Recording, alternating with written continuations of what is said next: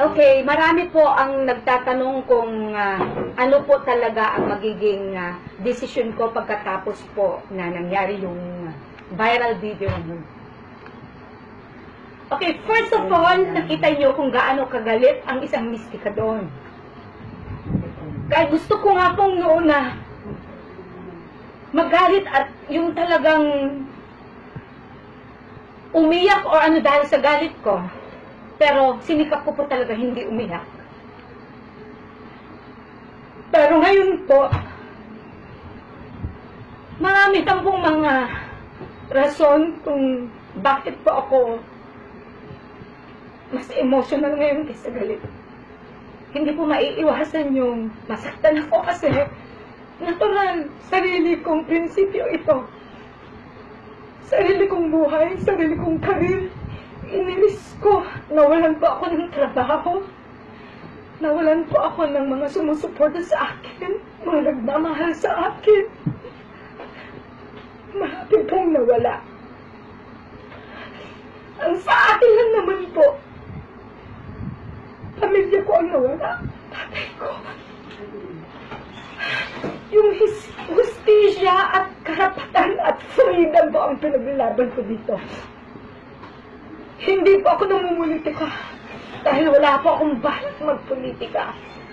Isa akong entertainer.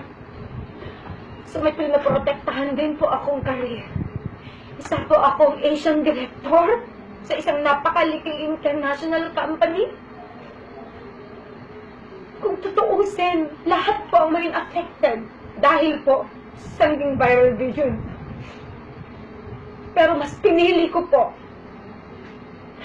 na manatili kung ano po yung dignidad na pinaglalaban ko.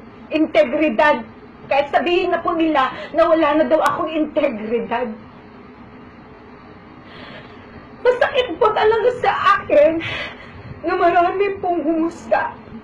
Pero sa akin lang po, kung kayo ang nawalan ng ama, kung kayo po ang nawalan ng hustisya, kinimkim ko yung gahit ko for how many years. At nakita niyo po, pinost ko pa mo yung kanta na kinompos ko, na idinedicate ko sa aking tatay, yung I'll Bring You Back to Life. At nakita niyo rin po, sa kantang yun, so umpisa pa lang yun yung bratatat ng gano'n.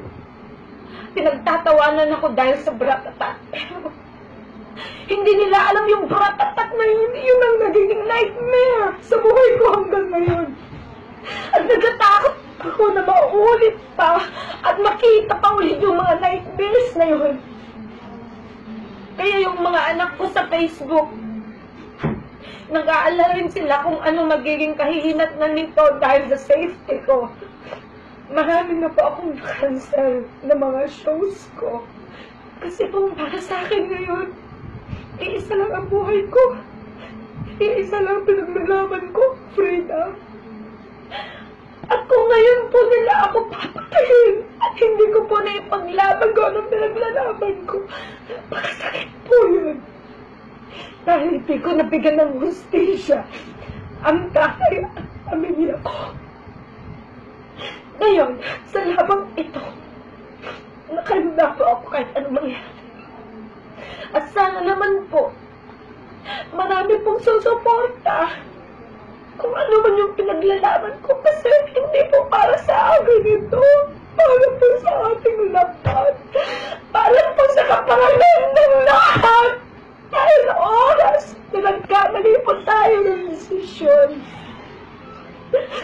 Magiging masahol pa po ang buhay natin. Ang martial yun noon. Kasi hindi nila nakita.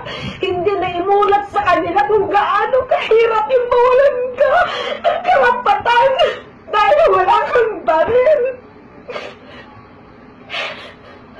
Katulad po ng sinabi ni Duterte, pagkakaisahin niya lahat ang mga militar, private or public, o mga militar na nasa gobyerno, pagkakaisahin niya lahat ng mga ito.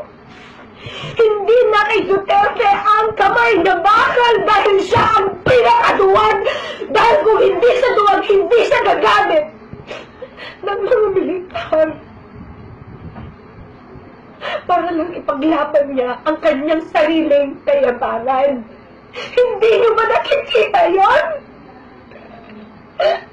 Nasa militar ang problema dahil pag naibigay sa kanila ang karapatan o authority, full force sila natatanggalin ang pinaglaban natin matagal na. Akala ko natin nakamtan natin noong nawala si Marcos.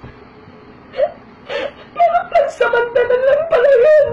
Dahil yung freedom na pinaglaban natin sa EDSA, pinag-aagawin. Yun na lang ang natitira. Bakit pa natin ibigay ulit yung freedom natin? Bakit?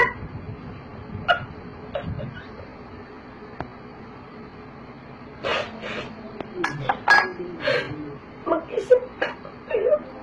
Parang away yun na. Bigan, eto magsasalita na ako ngayon kasi di ba everyone knows na ako noon ang #1 na lumalaban noon kay Duterte.